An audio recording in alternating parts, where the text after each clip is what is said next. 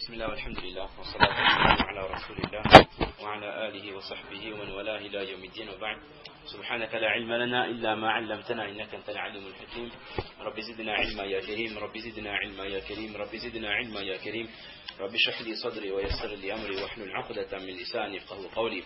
Alors mes chers frères en islam, ce soir pour la troisième partie de notre programme, notre série de programmes concernant la nuit du destin, Laylatul Qadr, nous allons aborder, Inch'Allah, un point important. Enfin, on avait l'intention d'aborder un point essentiel, et on ne va pas dire essentiel, un point important de Laylatul Qadr, c'est les signes pour reconnaître la nuit du destin. On rappelle que dans la séance de hier, on avait vu voilà, le sens profond du mot Qadr, les deux sens du mot Qadr. Et on avait vu également quelles sont les dates approximatives de la nuit du destin. Et on a vu que certains savants sont d'avis que la nuit du destin, Laylatul Qadr, peut changer d'une année à l'autre. Wallahu ta'ala a'lam. Alors donc aujourd'hui on avait l'intention de voir quels sont les signes de la nuit du destin. Et il y avait peut-être un petit point que vous avez oublié de préciser hier, c'est que les ulama disent que si une personne a eu de la part d'Allah le tawfiq de reconnaître la nuit du destin, de reconnaître par les signes qu'on va peut-être présenter, Inch'Allah, ce soir, la personne doit garder cette découverte, cette vision pour elle. Elle ne doit pas divulguer aux gens. Parce qu'imaginez que la nuit du destin, c'est le 25e, on donne un exemple, et la personne dit à tout le monde, voilà, j'ai vu les signes d'Allah, subhanahu wa ta'ala, Laylatul Qadr, c'était hier soir.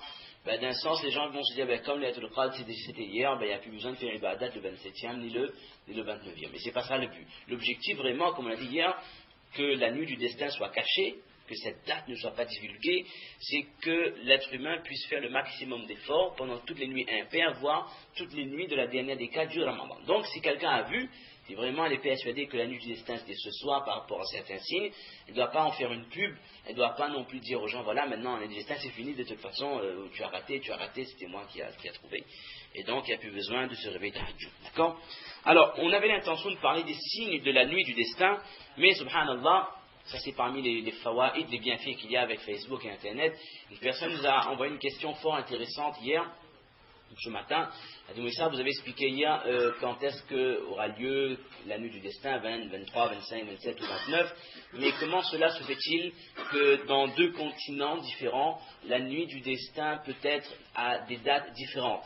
Sachant que, par exemple, à Makkatul Mukarrama, ils ont trouvé la lune un jour avant nous. Donc, ce soir, ils sont en train pour eux, c'est le 24e Ramadan, alors que nous sommes dans la nuit du 23e.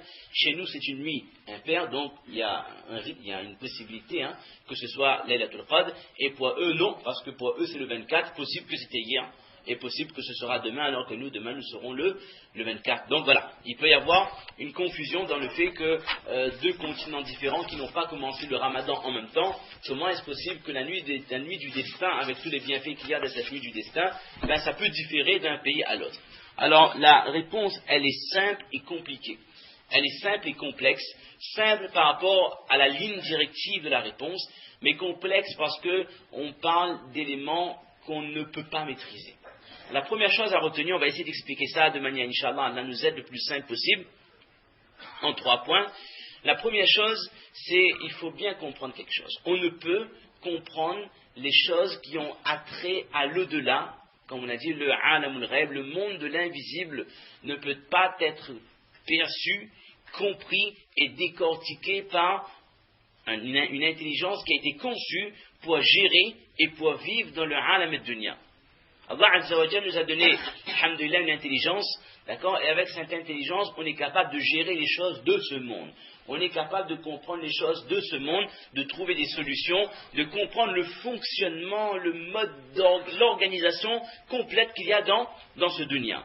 Maintenant, si avec cette intelligence, ce cerveau qui a quand même ses limites, on va essayer de comprendre le fonctionnement de ce qui a trait à l'au-delà, assurément on ne comprendra strictement rien. Il est impossible de comprendre le rêve par une intelligence qui a été donnée pour traiter du dunya. C'est simple, mais il faut suivre. Je vous donne un exemple. Ce n'est pas un exemple, c'est une histoire. Lorsque notre prophète alayhi salatu wassalam, a été invité par Allah Azza wa Jal pour faire le voyage nocturne, Al-Isra wal-Mi'raj, qui était dans le mois de la chef, qui était dans le mois de Rajab. Qui était dans le mois de Rajab.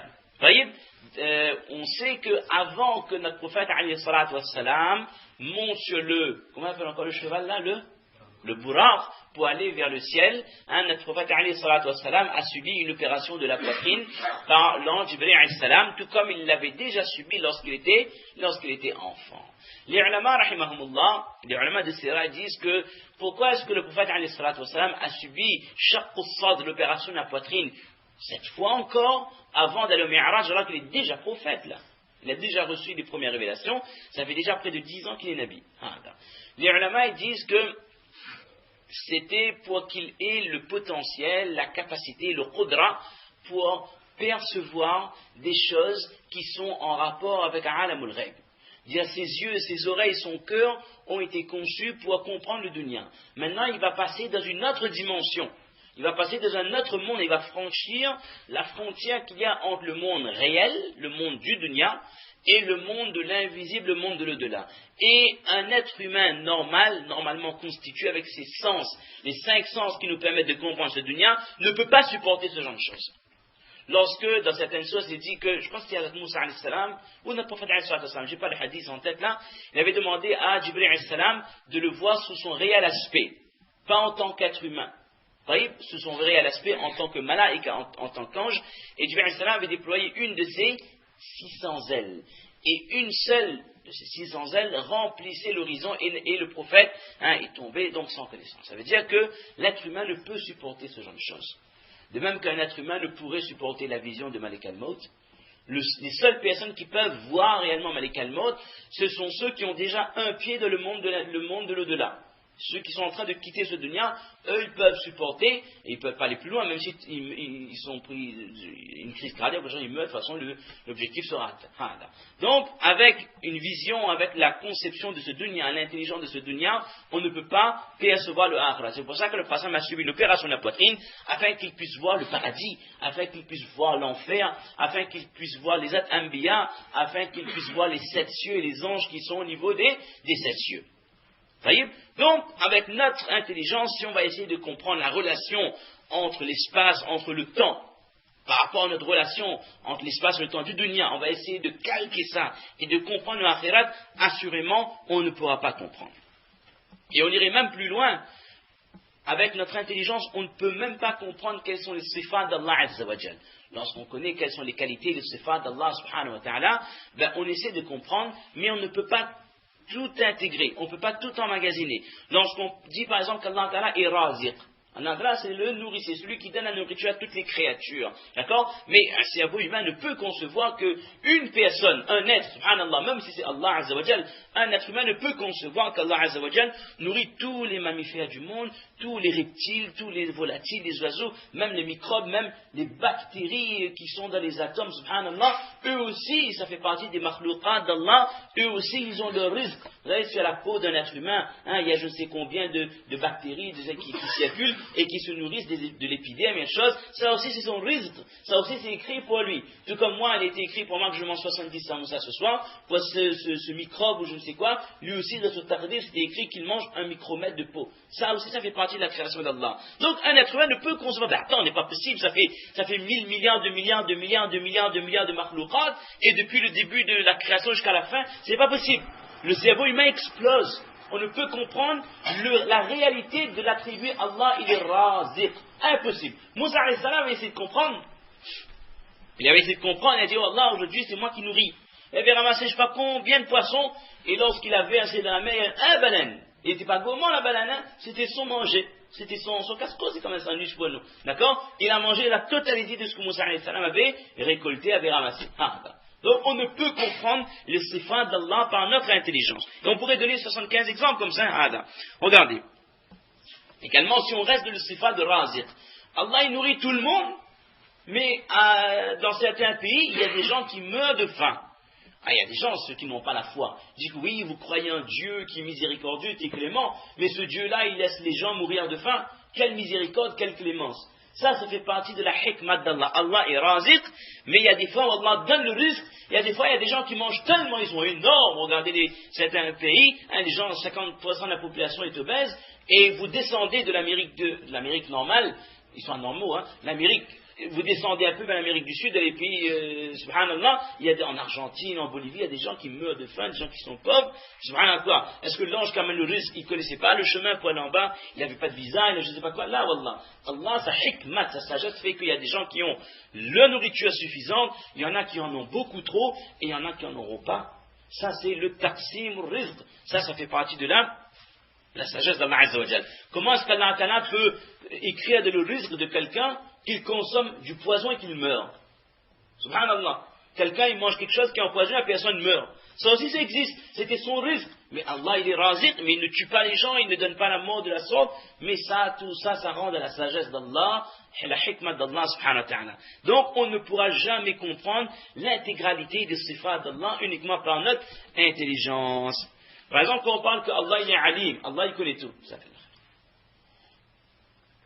Quand on parle de la science d'Allah, on dit qu'Allah connaît le passé, Allah connaît le présent, Allah connaît le futur. Et Allah, il connaît plus que ça. On avait expliqué ça il y a une dizaine de jours. Allah, il sait, ma lam yakun law kana kayfa yakun. Ce qui n'existe pas, si cela avait existé, comment cela aurait été? Si Allah a décidé que j'ai 3 enfants, si Allah a décidé que, au lieu d'avoir un garçon, le 3e il aurait été une fille. Allah, il savait que si ça aurait été une fille, comment ça aurait été? Et le conditionnel, la science du conditionnel aussi, Allah il connaît. Si Allah avait décidé de créer la chose comme ça, quel dénouement cela aurait eu?